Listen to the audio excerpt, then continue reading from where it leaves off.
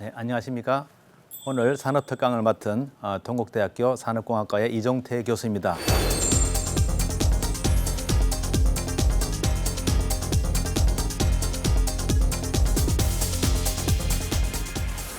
네, 그럼 강의를 시작하도록 하겠습니다. 산업에서 여러 가지 딱딱한 기계라든가 하드웨어, 소프트웨어를 가지고 아주 골머리를 썩히실 여러분들에게 나타나지도 않는 기술이나 새로운 미래의 먹거리를 얘기한다는 게 조금 어색하게 보일 겁니다. 그러나 잘 들으셔야 한다고 생각합니다. 우리나라가 앞으로 원가 경쟁력이 떨어지고 있는 중국에 대해서 어떻게 하면 이걸 극복하고 또 새로운 먹거리를 창출하느냐가 앞으로 지식의 시대를 넘어서 지능의 시대로 가는 이 현황을 잘 이해하시고 오늘 제가 주제로 삼고 있는 딥러닝, 이것이 앞으로 우리의 삶을 바꿀 수 있다 하는 저의 생각을 한번 지금부터 펼쳐보도록 하겠습니다. 제목은 제가 왜 제조 산업에서 딥러닝인가 하는 주제로 말씀드렸고요. 앞에 세 가지 그림을 제가 이미지로 보여드리고 있습니다. 왼쪽 부분은 사람의 어떤 뇌, 시냅스를 중심으로 한 우리의 네트워크로 이루어져 있는 지능의 세계를 보여드리고 있고요. 특히 딥러닝이 앞으로 크게 각광을 받게 될 로봇 분야가 두 번째 그림으로 제가 이미지를 보여드리고 있습니다. 세 번째는 역시 우리 뇌와 같은 이러한 생산 시스템을 어떻게 물리적으로 구현하느냐 하는 문제를 저희가 이미지화해서 보여드리고 있습니다. 네, 딥러닝을 아마 오늘 처음 들어보신 분이 많이 계실 것 같아서 우선은 딥러닝에 대한 간략한 기술 소개를 해드리도록 하겠습니다. 딥러닝은 이름이 깊은 학습 하니까 어떤 분들은 이러닝하고 혼동을 하시는 분도 계십니다. 그러나 딥러닝은 역사가 아주 오래된 분야입니다. 옛날에는 딥러닝이라고 하지 않았고 인공신경망, 즉 Artificial Neural Network 또는 그냥 신경망 또는 커넥셔니즘 뭐 이런 식으로 학교에서는 부르기도 했습니다. 인공신경망은 많이 알려져 있습니다만은 기계학습의 알고리즘의 종류로 뇌의 뉴런을 수학적 모델로 모사해서 작동할 수 있도록 한 시뮬레이션 기법이라고 할 수 있겠습니다. 사실 이 뉴럴 네트워크가 처음으로 등장한 시기는 1960년대, 벌써 5, 60년 이상 전 이야기입니다.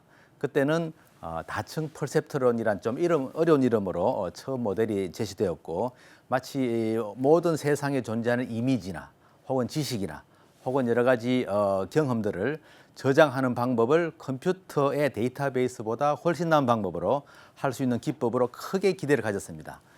이 신경망이 처음 등장했을 때만 하더라도 이에 대한 기대가 얼마나 컸던지 2000년도가 되면 셰익스피어의 시를 스스로 만들 수도 있을 것이다. 인간이 만든 기계가 이런 인공신경망에 의거해서 뭐 이 정도로 좀 황당해 보이는 예측까지 할 정도로 신경망에 대한 어떤 기대가 대단히 컸습니다. 그러나 곧 얼마 가지 않아서 한 20년 이내에 곧 큰 한계에 봉착했습니다. 좀 어려운 내용이 되겠습니다만은 사람이 원하는 대로 이 인공신경망이 뭐든지 배울 수 있을 것이라고 기대를 했는데 학습할 수 있는 데이터의 종류가 상당히 제한되었다 하는 걸 알게 되었습니다. 좀 기술적으로 말하면 왼쪽 그림에서 보이시다시피 두 개의 층으로 이루어져 있는 신경망에서 녹색과 파란색 두 레이어로 이루어져 있는 두 층만 갖고는 학습이 되지 않더라. 그런데 그 당시에 나온 알고리즘, 즉 학습 방법으로는 두 개의 층 이상을 학습을 하는 방법이 존재하지 않았습니다. 그래서 신경망은 그냥 한번 멋진 시도였을 뿐이다 라고 그냥 찻잔 속의 태풍처럼 학문의 분야에서도 퇴출되는 위기에 이르렀습니다. 뿐만 아니라 이에 대해서 상당한 집착을 갖고 있던 수학자들조차도 어떤 최적화 문제, 소위 오버피팅이라든가 로컬 미니멈 문제라고 일컬어지는 학습의 교착 상태를 해결하지 못했습니다. 왼쪽 그림에 그 당시 처음으로 제시되었던 뉴럴 네트워크의 초기 모델을 보여주고 있습니다. 조금 딱딱한 내용이 될 것 같아서 조금 이제 설명을 좀 더 드리면 왼쪽 그 그림을 보면은 고양이 그림이 있고 고양이가 없는 그림이 있습니다. 이 그림을 어떻게든 학습을 해서 신경망의 파라메타를 잘 조절하면 고양이가 있는 그림을 보여주면 고양이가 있다. 고양이가 없는 그림을 보여주면 고양이가 없다, 아니다 이렇게 말할 수 있는 학습을 대개 우리 연상을 하면 되시겠습니다. 최근에 와서는 조금 의학적으로 본다면 어떤 환자의 증상이나 환자의 어떤 얼굴이라든가 이런 이미지를 보여주고 이 사람은 감기에 걸린 것 같으냐 아니냐 하는 이런 문제를 풀 수 있는 그런 문제도 많이 다뤄왔고요. 경우에 따라서는 오늘의 날씨와 또 오늘의 온도, 오늘의 습도를 보여주고 과연 일주일 후에는 어떤 날씨가 될 것인가 하는 그런 것을 예측하는 그런 문제도 많은 관심 있는 분야가 되었습니다. 또는 주식을 예측하는 지난 2분기 동안의 주식 값을 인풋으로 하면은 앞으로 다가올 다음 위크에 있어서는 주식의 값이 얼마나 될 것인가 하는 재미있는 경제적인 분야도 이 신경망의 많은 적용 대상이 되었습니다. 다소 딱딱한 그림이 되겠습니다만은 1943년에 최초 신경망이 매클러 앤 피츠가 제안한 이래로 많은 발전을 했습니다. 그림에서 보여주다시피 어떤 학습 영역이 점이냐, 영역이냐, 부드러운 연속적인 곡선이냐에 따라서 난이도를 나누고 있습니다. 이런 분야는 너무 이론적인 분야가 되기 때문에 넘어가도록 하겠습니다. 딥러닝은 최근에 기계학습의 어떤 영역이라고 제가 말씀드린 적이 있는데 기계학습에는 인공신경망, 즉 딥러닝이 포함된 인공신경망 이외에도 다른 알고리즘들이 있습니다. 예를 들면 엑스퍼트 시스템이라든가 퍼지라든가 지네틱 알고리즘 등등 많은 분야가 있는데 전부 학술적인 목표로는 상당한 진전을 이뤘습니다마는 산업 영역에까지 성공적으로 적용하는 데는 많은 한계가 있었습니다. 최근에 이런 인공신경망을 획기적으로 효율을 개선하고 그동안 학습하지 못하던 복잡한 컴플렉시티가 매우 높은 문제까지도 해결할 수 있는 방법으로 등장한 알고리즘이 바로 딥러닝입니다. 그래서 딥러닝은 알고리즘의 하나로 생각하시면 되겠습니다. 어떻게 표현하면 딥러닝은 바로 소프트웨어의 한 종류다라고 생각하시면 되겠습니다. 그런데 무슨 소프트웨어 하나를 가지고 이렇게 거창하게 말씀을 하느냐 이렇게 생각하실 분이 계시겠습니다만은 우리가 시스템 프로그래밍이라고 말하는 컴퓨터의 오퍼레이팅 시스템 이것이 우리나라가 갖고 있지 못한 아주 뼈아픈 어떤 그 영역이라고 할 수 있는데 우리가 지금 와서 선진국이 갖고 있는 오퍼레이팅 시스템을 아무리 따라가려고 해도 쉽질 않죠. 이 딥러닝은 인간의 뇌에 기반한 지능을 축적하는 시스템 프로그램이다라고 보셔도 되겠습니다. 이것을 우리가 역사가 깊은 외국, 특히 미국이라든가 최근에 와서는 중국도 이게 가세하고 있습니다만은 이런 나라들을 앞지를 수 있을 것인가 상당히 곰곰이 생각해 봐야 됩니다. 많은 신경망 알고리즘과 다른 알고리즘도 대부분 미국이라든가 유럽 그리고 최근에 와서는 일본이나 중국 등에서 제한된 것이지 우리나라에서 독창적으로 만든 것은 거의 없습니다. 그럼에도 불구하고 제가 딥러닝을 새로이 정의하고 또 산업에서 이걸 적용할 수 있다고 과감하게 말씀드리는 것은 많은 학습 알고리즘이 노하우로 이루어져 있습니다.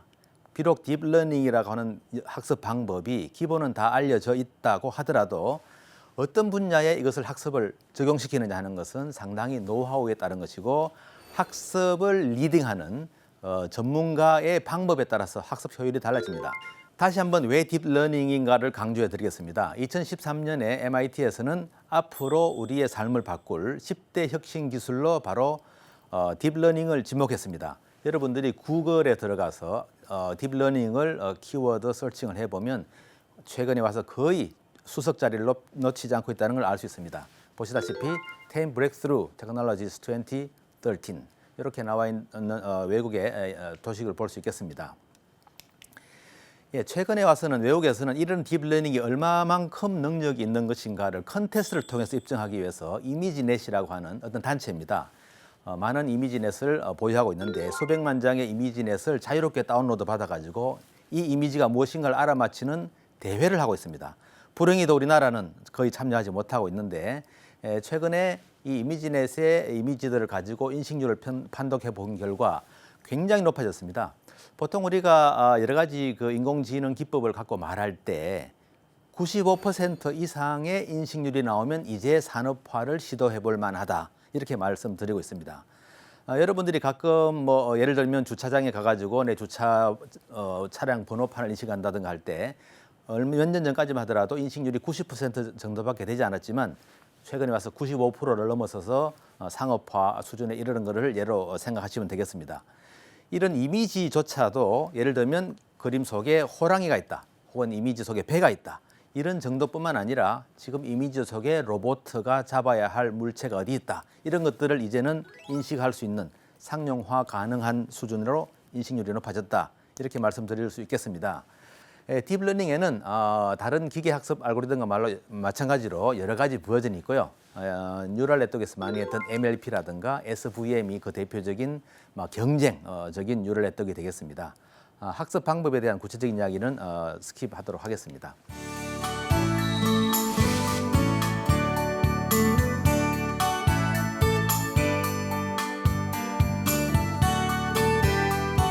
딥러닝의 동작 원리를 쉽게 설명하기는 조금 어렵습니다. 전문 서적을 읽어보셔야 할 것이고 가능하시다면 혹시 프로그래밍 가능하시다면 간단한 백프로퍼게이션 같은 프로그램을 한번 직접 짜보시면 동작 원리를 조금 이해하시는 데 큰 도움이 되겠습니다. 예를 들면 사람 얼굴을 식별하는 이런 사진들로 이루어진 학습 데이터로부터 과연 여기에 어떤 사람이 있다.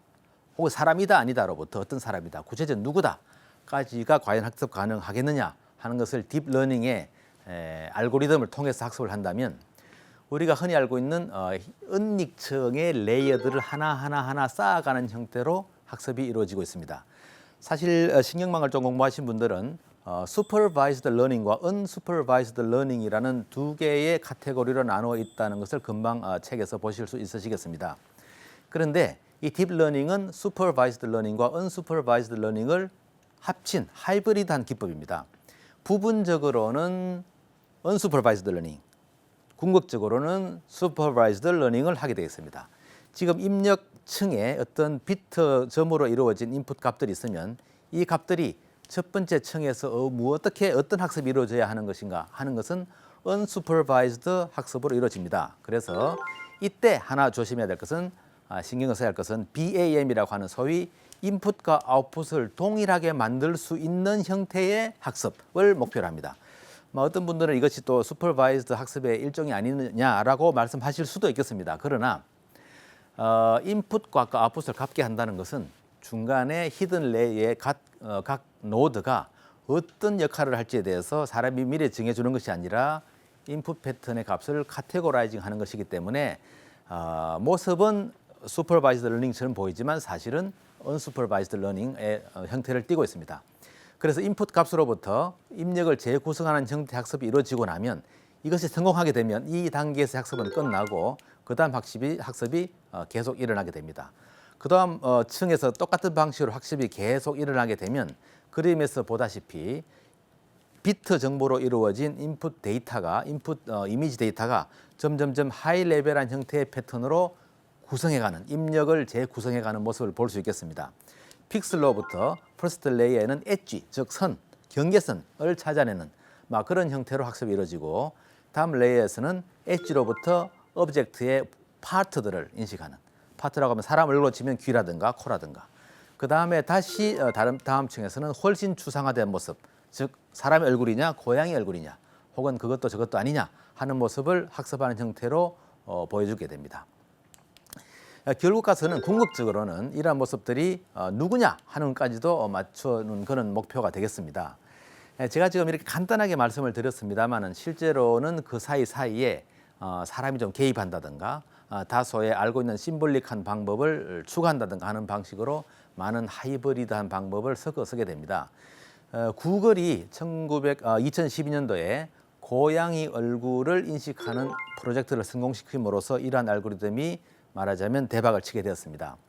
고양이 얼굴을 인식을 하는 그런 프로젝트에서는 10만 개의 이미지로부터 과연 고양이가 있느냐 없느냐 하는 것까지를 알아맞히는 프로젝트로서 95% 이상 인식률이 나왔다고 합니다.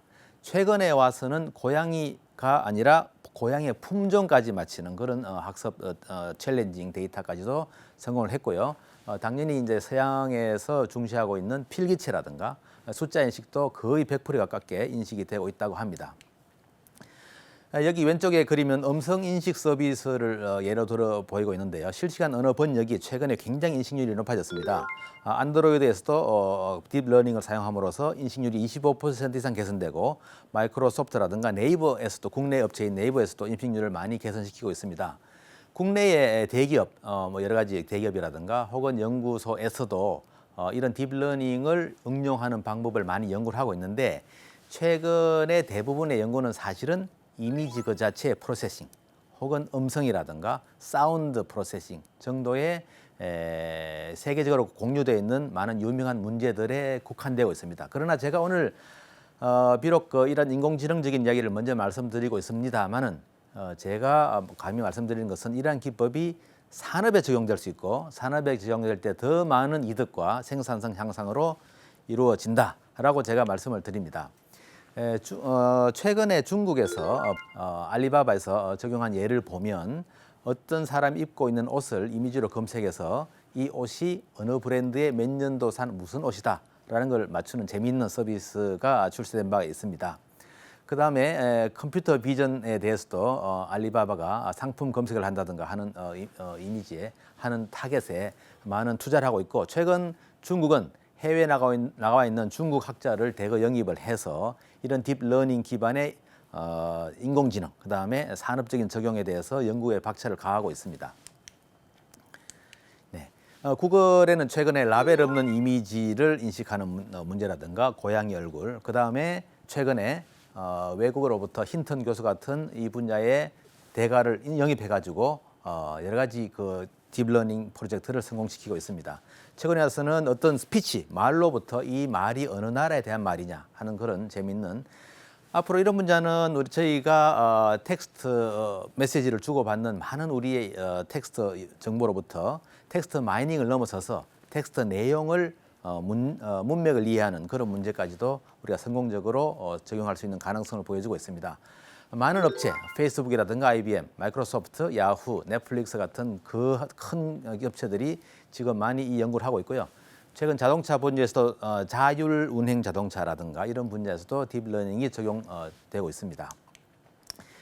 현재 기술의 트렌드를 보면 더욱더 발전을 해가지고 어떤 이미지 하나가 아니라 동영상으로부터 어떤 행위가 이루어지고 있느냐 하는 문제도 적용할 수 있는 것을 볼 수 있습니다. 예를 들면 왼쪽 그림에서 보여드린 바와 같이 지금 휠체어를 탄 지체아들이 어떤 농구 프로그램을 농구를 하고 있다 하는 것도 인식할 수 있는, 혹은 시장에서 장터에서 채소를 팔고 있다 하는 이런 행위까지도 우리가 인식을 하는, 성공적으로 인식하는 예가 나와 있습니다. 이것은 무엇이냐 하면은 결국 산업에서 산업 작업자들이 평상시와 같이 행동하고 있는지 아니면 이상 현상을 보이고 있는지 안전상 문제가 생겼는지 하는 것들을 충분히 이런 딥러닝으로 적용해 볼 수 있다 하는 가능성을 시사하는 바가 되겠습니다. 그러면 왜 딥러닝이 제조의 핵심 기술인가 하는 다음 강에서도 말씀을 드리겠습니다만은 조금 미리 말씀을 드리겠습니다. 최근 인더스트리 4.0이란 키워드가 정부가 얘기를 하고 있습니다. 스마트 인더스트리 4.0의 핵심 기술이라고 하는 3대 핵심 기술, 즉 IoT, 빅데이터, 인공지능, 이것 중에 인공지능에 대한 대안이 별로 없습니다. 이 인공지능에 대한 대안을 가지고 최근 조심스럽게 꺼내는 바로 그 주제가 바로 딥러닝이라고 할 수 있겠습니다.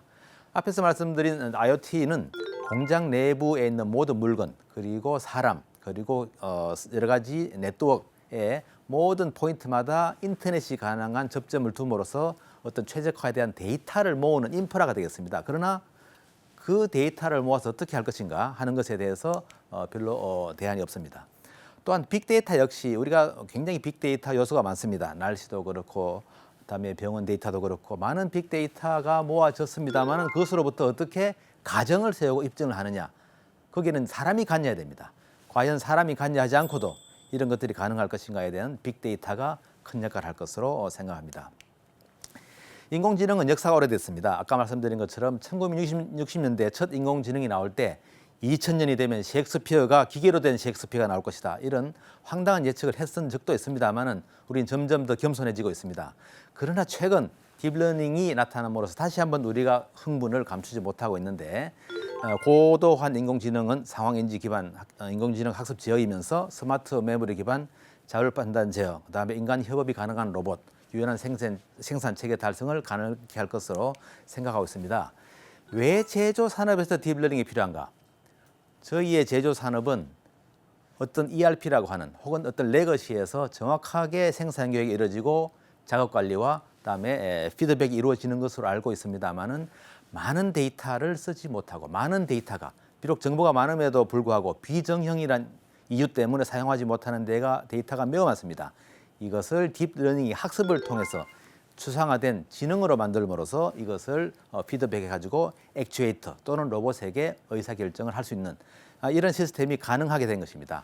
이제 딥러닝은 기존 하드웨어 중심의 자동화를 넘어서서 소프트웨어 그리고 가상화라든가 유연화로 일컬어지는 소프트웨어 중심의 제조 혁신을 주도하는 그런 핵심적인 롤을 맡게 될 것입니다.